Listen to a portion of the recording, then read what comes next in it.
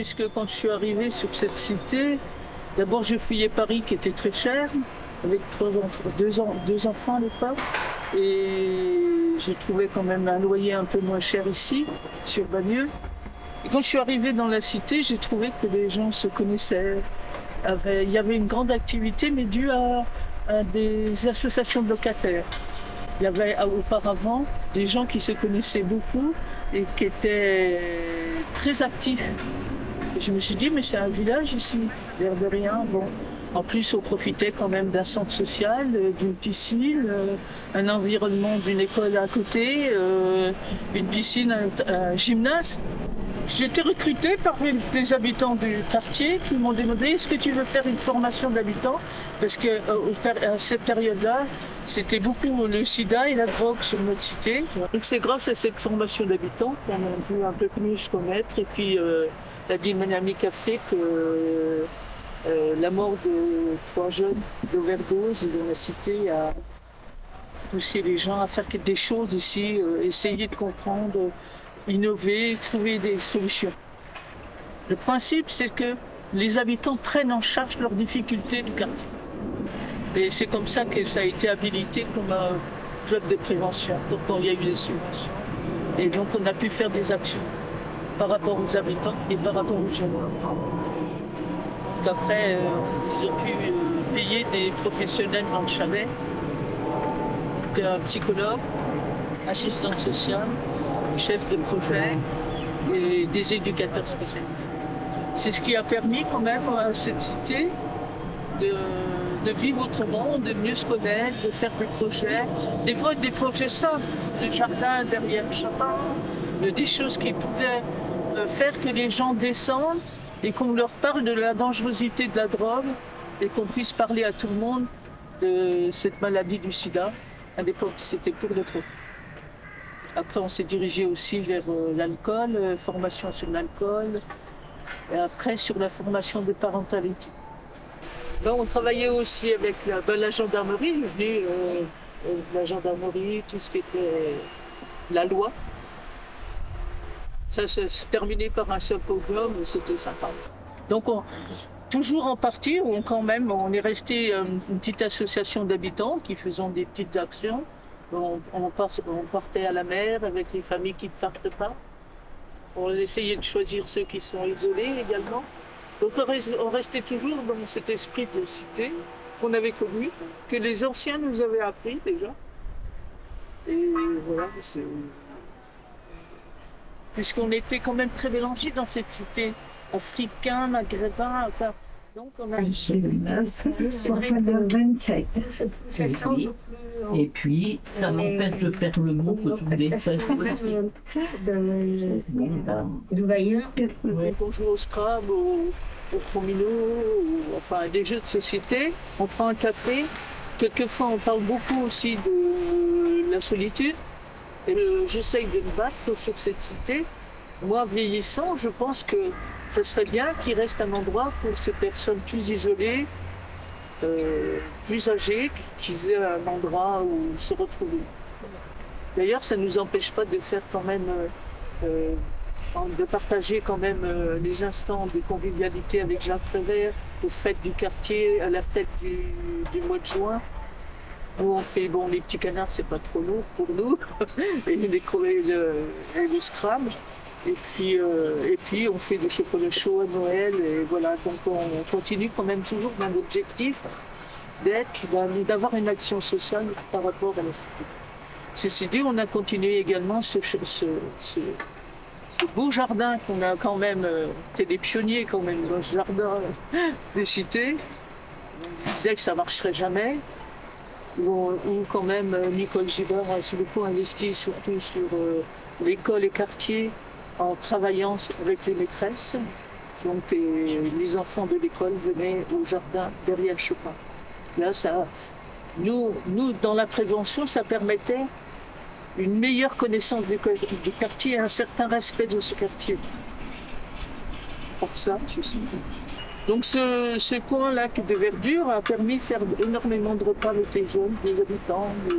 Lorsqu'on faisait même des repas, Nicole avait organisé, c'est eux qui faisaient qui apprenait à faire le manger, enfin qui préparait des plats. Ou qui mettait à la table, ou qui faisait des choses sans. En fait, on ne mettait pas la lune. Hein. On revenait à des choses simples. On faisait le soutien scolaire, parce qu'en fait, le soutien scolaire des frères, il est venu parce que au moment du collège, les enfants sortaient souvent vers 15 heures. Ils ne trouvaient pas. Ils étaient embêtés, les parents étaient embêtés à ce moment-là. On s'est dit, on va essayer de commencer un soutien scolaire pour le collège.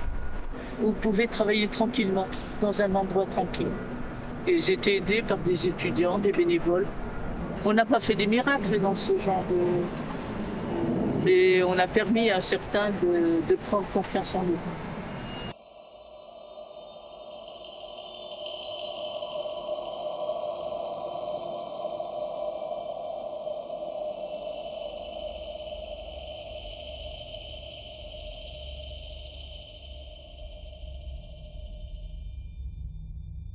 Et on est arrivé en 97 où j'ai démarré une carrière de fonctionnaire au sein de l'Éducation nationale. Et je suis resté dans ce bâtiment un peu plus de 20 ans, jusqu'à 2018, où ils nous ont annoncé que le bâtiment allait être détruit. En fait, ce bâtiment, c'est là où ma fille est née, où elle a grandi. Je tenais un groupe de musique aussi. Donc du coup, pratiquement tous les week-ends, je faisais du son, je faisais des concerts avec mon groupe. Donc là, toutes les répétitions, c'était dans ce bâtiment. Les voisins ont été très indulgents. Et du coup, on faisait des répétitions à gros son. Et là, il y a une autre histoire qui a commencé. Donc, beaucoup d'activités culturelles. On a participé à toutes les activités associatives qu'il y a, que ce soit la fête des vendanges, le forum des associations. Et puis, ils ont vu que j'étais quelqu'un qui pulsait. Voilà, donc, on était très actifs. On était partout dans le quartier. Les gens, ils nous connaissaient. Et puis avec notre fête de Salon de l'Inde qu'on faisait à la salle de Ferré, on était encore beaucoup plus connus. Enfin surtout mon épouse, parce qu'elle faisait des magnifiques samsa que les gens adoraient. Et les repas. Et j'avais fait à ce moment-là, je voulais monter un spectacle avec un peu de comédie musicale. Et du coup, je me suis renseigné, voir qu'est-ce qui se passe au niveau de la ville. Point de vue théâtre, et j'ai découvert la compagnie Sourous de théâtre. Et ils m'ont fait jouer dans 2 pièces. Du coup, avec le Salon de l'Inde, on est devenu vraiment très très connus.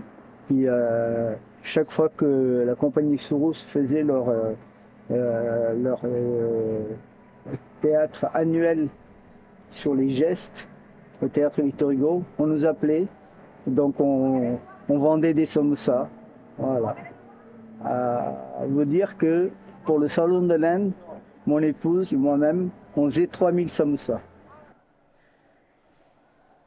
Donc pour un peu étayer mon témoignage, je vous ai apporté quelques photos.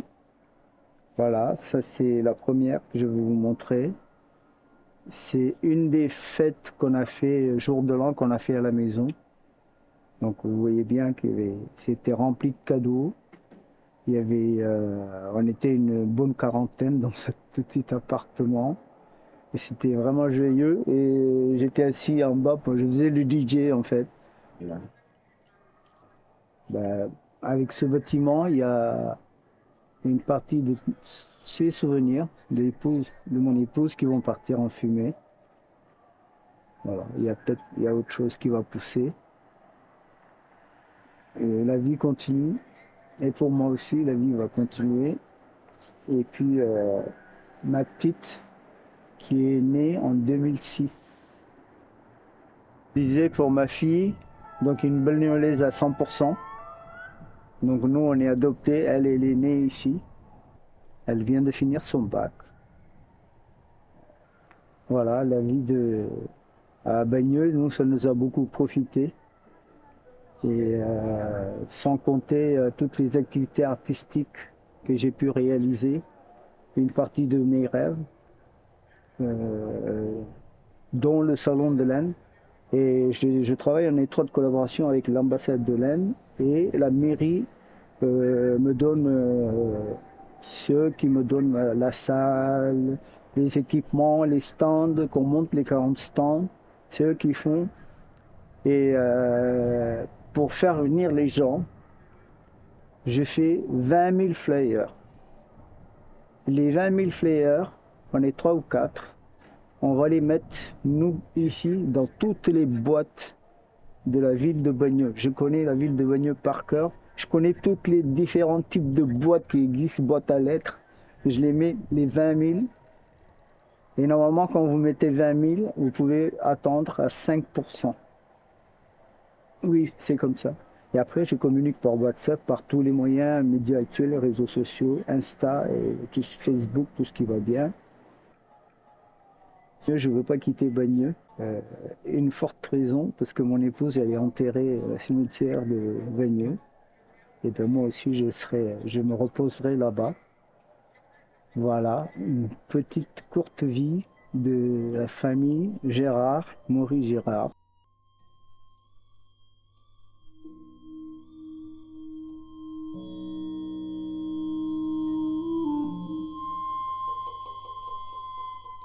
Quand je suis arrivée ici, au premier endroit que j'habitais, c'est au 3 Mozart.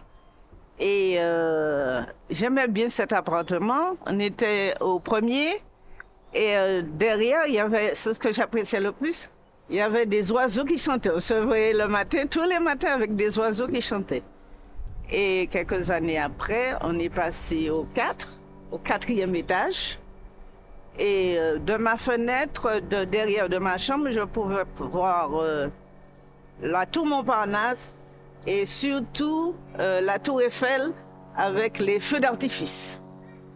Là, c'était génial. C'est dommage qu'on ait déménagé, mais c'est vrai, on pouvait voir la tour Eiffel et devant, là-haut, on pouvait voir la piscine et il y avait une fraise avec le fond de la mer.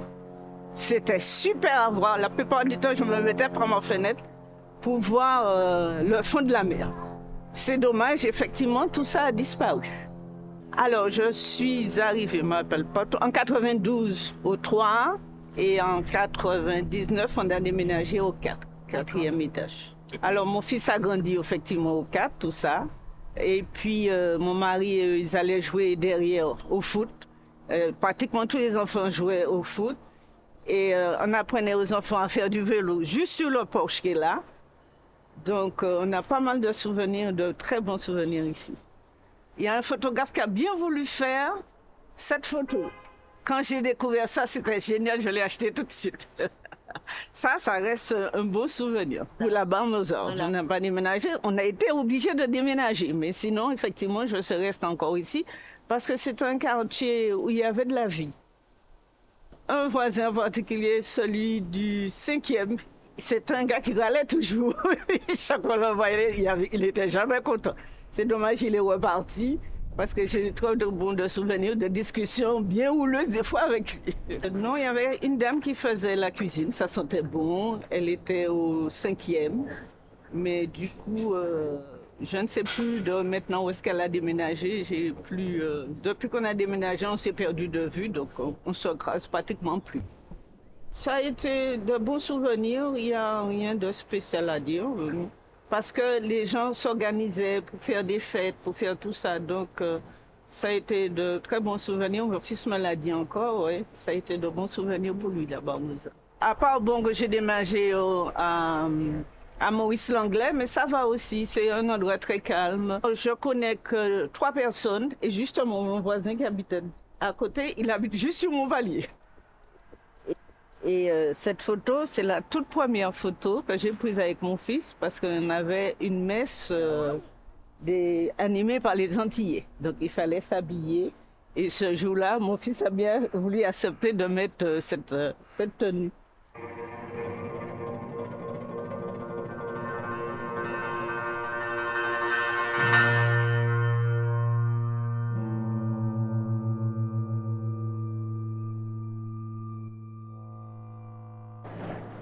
Donc voilà, petite visite un peu de la pierre plate. Donc, ici c'est la barre Mozart.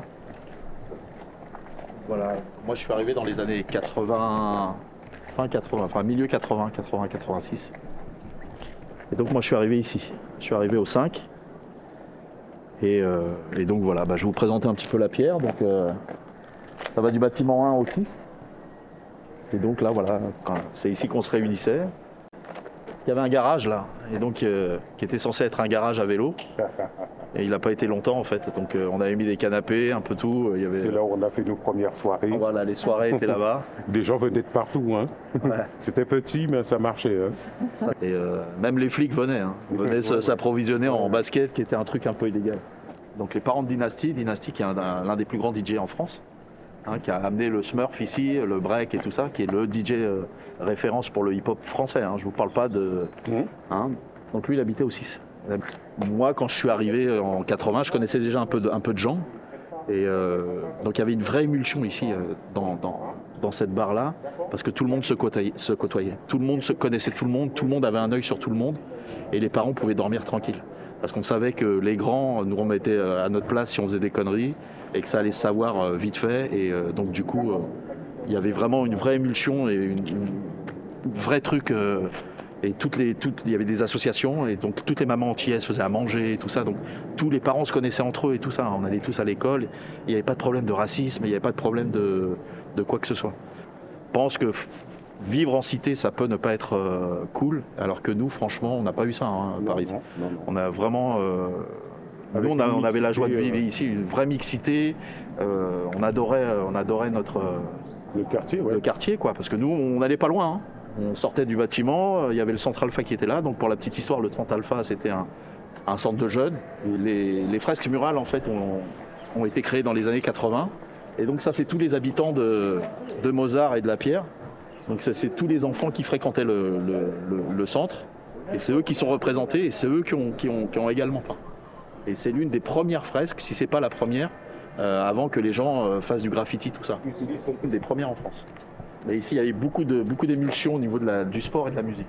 Vraiment, moi, c'est ce que je retiendrai de mon passage à la Pierre Plate ici. C'est qu'il y avait de très grands sportifs, notamment Paris, qui a joué à haut niveau au hand, tous ses frères aussi.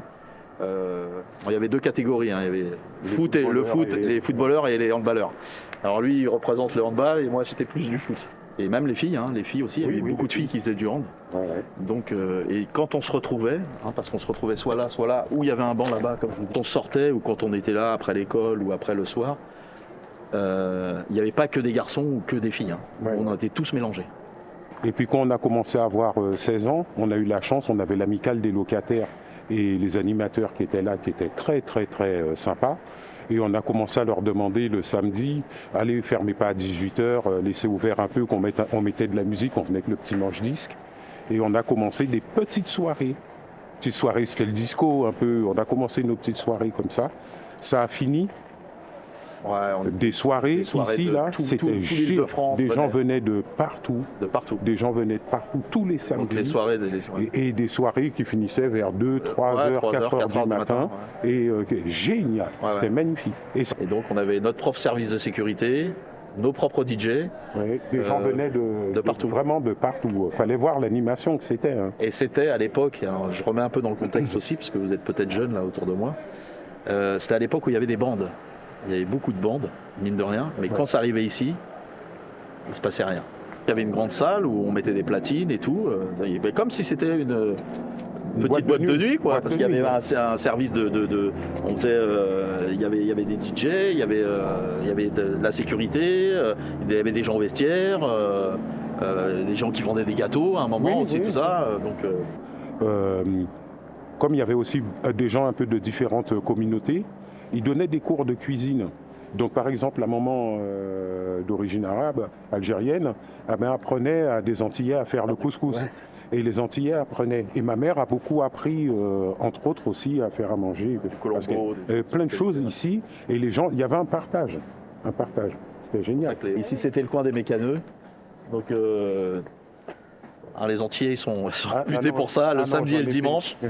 Et Paris, il virait pas d'arrêter toutes les voitures de tout le monde. Il y avait les grandes familles ici, la famille de Fred, des Nadège et tout ça, leur papa et tout ça, il avait que des R8, pareil, il était tout le temps en train de les bricoler, cirer les pneus, refaire la peinture, écrire le truc Goodyear. Ça, il est moto. C'était vraiment bien, quoi, il y avait un vrai truc, quoi.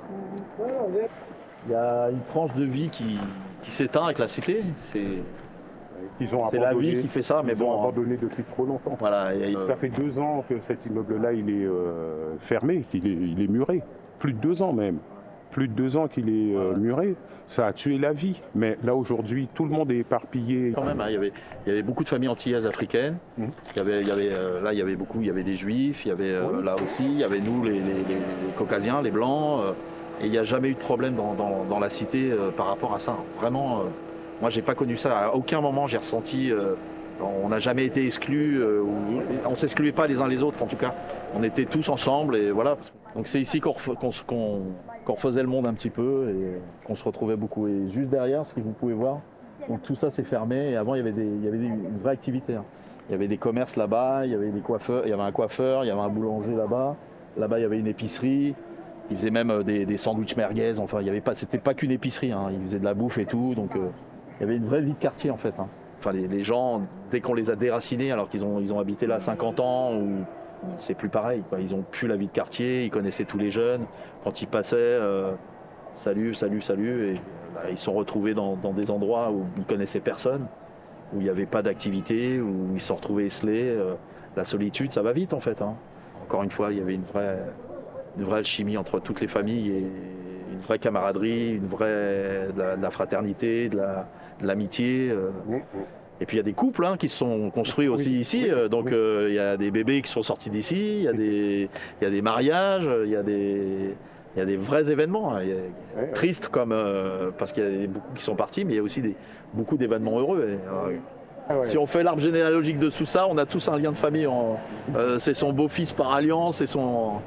Donc on a c'est pour ça même dans ça on est obligé d'avoir du respect pour tout le monde, quoi. Donc sur la barre de Mozart, je vous ai expliqué, il y a le premier DJ hip-hop là, que tout le monde respecte, qui s'appelle DJ Dynasty.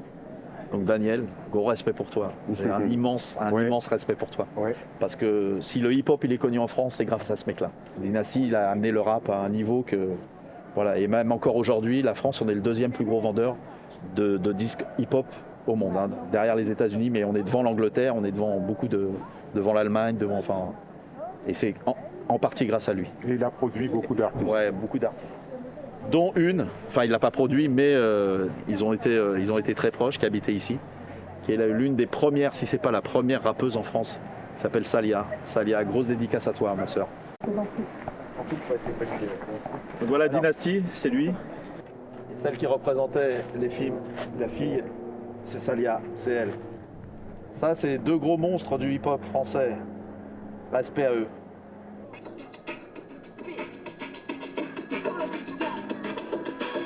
Voilà, Salia, respect à toi, ma soeur.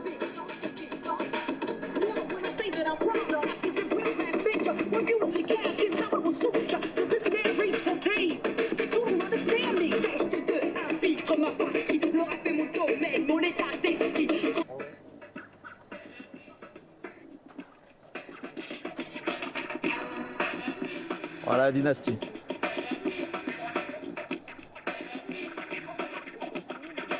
Dès qu'Ayam est sorti, en fait, ils tournaient ensemble. Hein. Donc, il y avait beaucoup de gens de Vitry, hein, les Little MC, Timide et sans complexe, GM, tout ça, ils venaient de Vitry. Il y en avait beaucoup de Châtillon, hein, les New Generation MC, Roger, et puis il y avait des gens de Bagneux qui étaient aussi... J'espère que le jour de l'inauguration, hein, quand la barre va être détruite, normalement, j'espère qu'on pourra jouer ensemble qu'on fera un petit set DJ avec Dynasty qui viendra ici. Il a toujours fait une dédicace toujours pour la pierre plate. Il n'a jamais manqué une occasion de toujours dédicacer la pierre plate.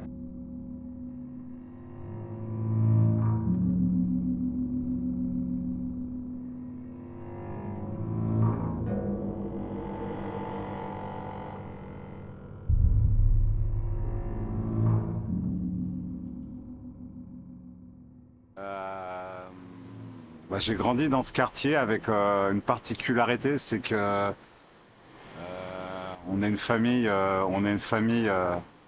fait partie des enfants, certains disent du désordre de 68.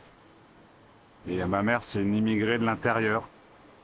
Elle est venue de la Sarthe à 16 ans, faire son trou sur Paris. Elle était seule avec 3 enfants et elle devait nous aider à nous créer le climat pour grandir. Elle a eu ce logement ici, aux 2 rue Mozart. Et moi, j'étais scolarisé à Paris à l'époque. Et puis un vécu assez quand même lourd d'échecs scolaires. L'école, ça fonctionnait pas. Je me retrouvais souvent en tension. Et puis j'ai fini par être exclu un jour définitivement du collège dans lequel je faisais ma scolarité sur Paris. Je suis revenu sur Bagneux pour ma scolarité. Et c'était la période de mon adolescence où j'étais un peu un petit diable, quoi. Dans les années 80, il y a eu une génération, la génération avant la nôtre, qui a pris très cher. Notamment avec, à l'époque, c'est l'héroïne qui tournait. Donc on a eu beaucoup de décès par overdose. Et ça a créé un peu un choc et un début de mobilisation avec un point d'appui qui était le centre maintenant, qui était à l'époque s'appelait le Centre Alpha, qui était un centre qui était autogéré. Il y avait une petite équipe de professionnels, mais elle était gérée surtout par les habitants du quartier, par les associations d'habitants. Donc il y avait une certaine habitude de s'occuper de ce qui se passe en dehors de l'appartement, quoi. Sur l'extérieur, les adultes étaient habitués à se rencontrer, à faire des choses ensemble. C'est une ville communiste, Paris, Bagneux. Donc je ne sais pas s'il n'y avait pas aussi ça des cellules qui avaient aussi une vie comme ça à l'extérieur. Donc il y a des gens qui ont commencé à essayer de s'organiser et ils ont trouvé des ressources, notamment au Centre Alpha, il y avait une assistante sociale chilienne, une réfugiée politique, qui elle est arrivée avec toutes les manières de faire qu'on a en Amérique du Sud, dans les villas mesérias, dans les quartiers, où comme là l'État il n'est pas tellement présent, on n'a pas tout le filet de sécurité qu'on a avec la sécurité sociale, et les gens ils doivent s'organiser un peu par eux-mêmes, et les travailleurs sociaux souvent ce sont des gens qui viennent en appui des communautés. Alors une communauté, c'est pas une communauté ethnique, c'est des gens qui vivent sur un même territoire et qui savent que de la manière dont ils vont vivre ce territoire et le faire vivre dépendent de choses qui vont pouvoir se passer en bon pour eux-mêmes, leurs enfants qui grandissent. Donc il y a eu, avec ces habitants déjà mobilisés, en partie organisés, ils ont décidé de passer un peu, ce que j'ai compris, le camp au-dessus pour se confronter et affronter ce problème d'ados et de jeunes qui allaient pas très bien, quoi, et qui tombaient dans des addictions, donc une grosse mobilisation. Et ça, j'ai l'impression, moi, ça a créé un espèce de climat qui fait que moi, gamin, ado, à ce moment-là, je faisais les 400 coups. Et je le dis comme ça, j'ai l'impression que j'ai forcé ma mère à sortir de l'appartement et d'aller chercher de l'appui à l'extérieur. Mais des choses qui ont commencé à se mettre en place. Les gens se sont formés, notamment autour de toutes ces questions de l'usage des produits psychoactifs, du trafic, du trafic, du commerce, on va dire. Mais les gens ont fait se rassembler tous les mardis soirs et ils ont fait défiler tout ce qui pouvait avoir un lien de proche ou de loin avec cette problématique de l'addiction, donc des médecins, psychologues, ils ont fait venir un géographe, un sociologue. Ils venaient, les gens faisaient leur intervention, leur petit séminaire, et après les gens posaient des questions. Et ils ont fait venir des représentants de la justice, la police, avec souvent la question de mais comment ça se fait qu'avec tout ce qui peut, toutes ces ressources, que ce soit la justice, les travailleurs sociaux, on est ce problème-là dans le quartier. Et il y a eu, j'ai l'impression, une prise de conscience qu'il allait falloir il pouvait y avoir il y aurait des appuis qui viendraient de l'extérieur, mais que la solution elle allait aussi venir de la capacité des personnes à un moment s'organiser et à proposer eux-mêmes des actions là où ils vivaient. Des habitants ont été chercher des financements pour embaucher des travailleurs sociaux et les mettre au travail avec eux sur le quartier. Et ils ont créé, et c'est comme ça que c'est créé Vie avec nous. Avec des personnes, voilà, de tout milieu, qui ensemble réfléchissaient à comment agir et comment nous protéger, nous, la génération qui arrivait derrière, pour éviter qu'on glisse dans les mêmes. Et moi, je suis arrivé là-dedans, pensant que j'étais un âne batté, voilà, que j'avais. Et ça a été pour moi quelque chose d'assez incroyable, parce que j'ai rencontré des adultes dans les discussions qu'on pouvait avoir quand le chalet s'est construit. Il y avait des soirées. C'était un espèce de lieu où on pouvait passer à n'importe quel moment de la journée. Il y avait les éducateurs où ils étaient présents sur leurs horaires, mais ça vivait, le chalet continuait de vivre, le centre aussi, mais le chalet, lui, continuait de vivre et de rester ouvert parce que les habitants étaient là, jusqu'à des 22-23 heures, donc on pouvait passer des soirées à se poser, écouter des discussions, et puis à un moment rentrer dans une discussion, et avec, ce qui est intéressant, c'est aussi, ça mixait les générations, on pouvait, moi je trouvais qu'on pouvait y trouver facilement sa place, et avec des adultes accueillants. Et là, pour la première fois dans ma vie, j'ai rencontré des personnes qui m'ont fait comprendre que ma pensée, ce que j'élaborais dans ma tête, ça avait de la valeur et du poids, et que ça pouvait être quelque chose sur lequel j'allais pouvoir m'appuyer pour avancer dans l'existence, dans la vie. J'ai commencé à m'investir, j'étais pas très âgé, je devais avoir 17, 18 piges. J'ai commencé à m'investir sur des activités avec le centre social, mon soutien scolaire, des choses comme ça. Moi, le mec en échec scolaire, je faisais du soutien scolaire. Et ce que j'ai découvert aussi par cet intermédiaire, c'est que les gamins aussi qui vivaient une scolarité, ils avaient besoin d'un coup de main pour faire les devoirs, mais ils avaient aussi besoin de lieux où vous pouvez parler de leur expérience scolaire, et puis de comment ils vivaient le quartier. Donc c'était à la fois du soutien scolaire, mais aussi il y avait une espèce de chaînage comme ça entre les générations, où on essayait moi j'ai l'impression avec quelque chose de bienveillant quand on grandit dans les quartiers, il n'y a pas que des adultes bienveillants dans la rue. C'était des fêtes aussi qui s'organisaient beaucoup, les fêtes aussi, c'est les moments où on se rassemblait, où on prenait aussi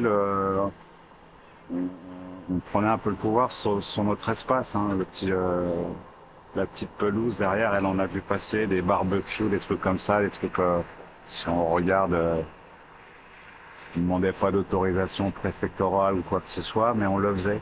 Et c'était un quartier où moi, même tout gamin, il y avait déjà des choses comme ça, il y avait une vie de rue assez intense, assez importante. Un quartier comme ça, on voit les saisons passer, et les saisons, c'est l'ambiance sonore qui vous renseigne. Et vraiment des adultes qui font communauté, ça veut dire qu'ensemble, ils se retrouvent et autour ce que j'ai compris moi, d'un bien, alors bien, ça fait bizarre de le dire comme ça, d'un bien commun, de quelque chose de commun, qui était nous, les gamins qui grandissaient dans le quartier. C'est quelque chose qui faisait du commun entre les gens, et que j'ai retrouvé cette même colle entre les gens autour de, on se met ensemble parce qu'on a nos enfants là qui grandissent, et on veut qu'ils prennent les bonnes routes, les bons chemins.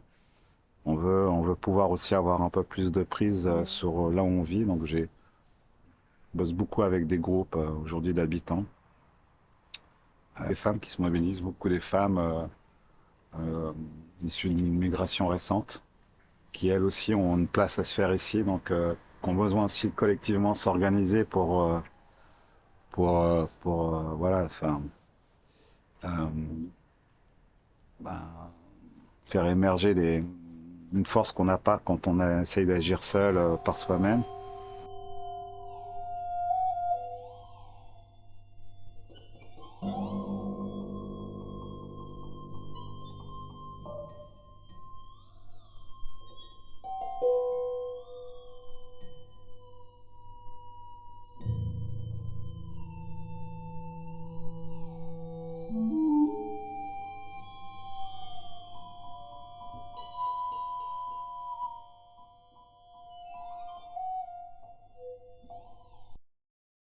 J'habite là depuis le 30 septembre 1974.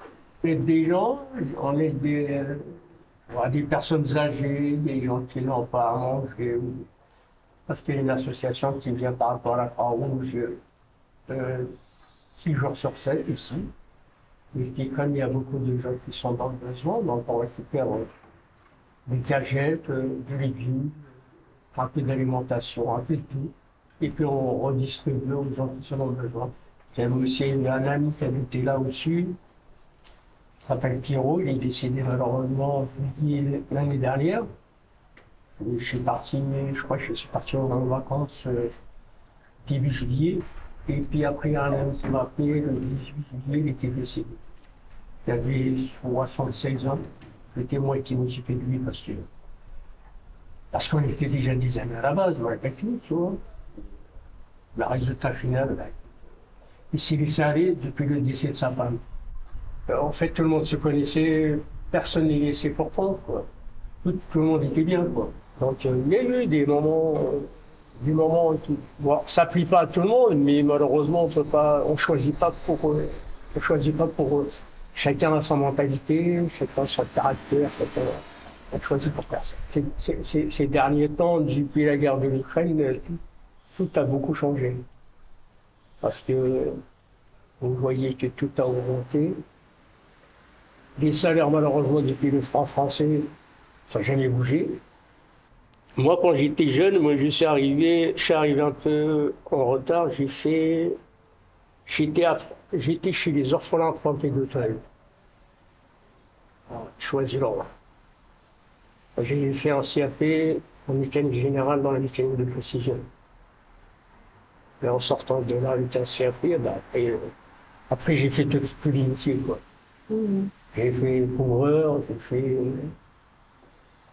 j'ai fait mécanicien de l'automobile, carrossier, j'ai fait étancheur, j'ai fait l'ardoise et tout ça dans les pavés. Jusqu'à aujourd'hui, on se cherche encore.